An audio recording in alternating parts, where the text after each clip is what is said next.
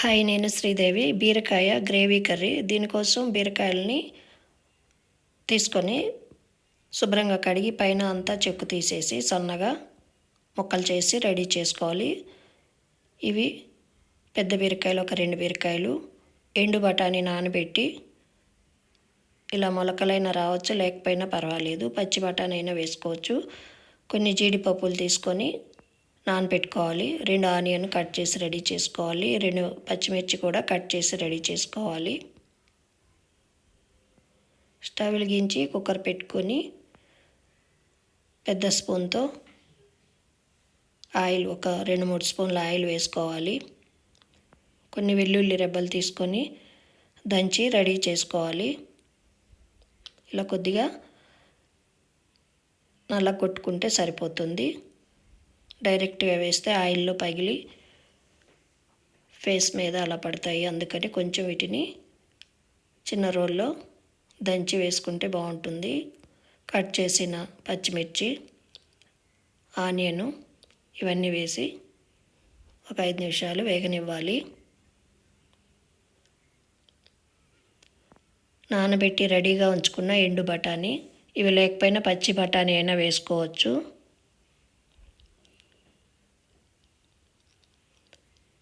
నానబెట్టి రెడీగా ఉంచుకున్న జీడిపప్పు కూడా అందులో వేసి ఒక 5 నిమిషాలు కలుపుతూ వేగనివ్వాలి. కట్ చేసి రెడీగా ఉంచుకున్న బీరకాయ ముక్కలను కూడా అందులో మొత్తం వేసేసి పచ్చి వాసన పోయే వరకు ఒక 5 నిమిషాలు కలుపుతూ ఉండాలి. ఇందులోనే సరిపడినంత సాల్టు, పసుపు, పచ్చి ధనియాల పొడి, కారం ఇవన్నీ వేసి బాగా కలుపుకోవాలి.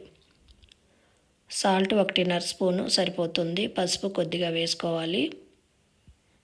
పచ్చి ధనియాల పొడి ఒక 2 స్పూన్లు, కారం 2 స్పూన్స్.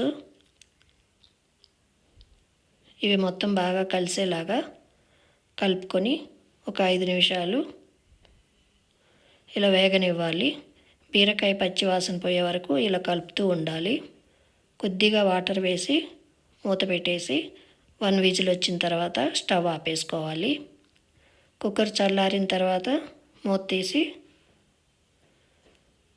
కర్రీ ఎలా వచ్చిందో చూసుకొని బాగా కలుపుకోవాలి. ఇందులో వాటర్ ఎక్కువ ఉన్నట్లయితే మరలా స్టవ్ మీద పెట్టి వాటర్ అంతా ఆవిరైపోయే వరకు, కూర దగ్గరికి అయ్యే వరకు కలుపుతూ ఉండాలి. ఇందులో కొద్దిగా నెయ్యి కానీ బటర్ కానీ ఇవన్నీ ఉంటే వేసుకోవచ్చు. సాల్ట్ సరిపోయింది లేనిది, సాల్ట్, కారం ఇవన్నీ సరిపోయింది లేనిది చూసుకొని ఒకసారి వేసుకుంటే సరిపోతుంది. నెయ్యి కానీ బటర్ కానీ కొద్దిగా వేసుకుంటే టేస్ట్ అనేది బాగుంటుంది. ఇది రైస్కి, చపాతీకి ఈ బీరకాయ గ్రేవీ కర్రీ అనేది చాలా బాగుంటుంది. మీకు ఈ వీడియో నచ్చినట్లయితే కామెంట్ చేయండి, లైక్ చేయండి, షేర్ చేయండి. నా ఛానల్ని సబ్స్క్రైబ్ చేయండి. బీరకాయ కర్రీ రెడీ అయిపోయింది.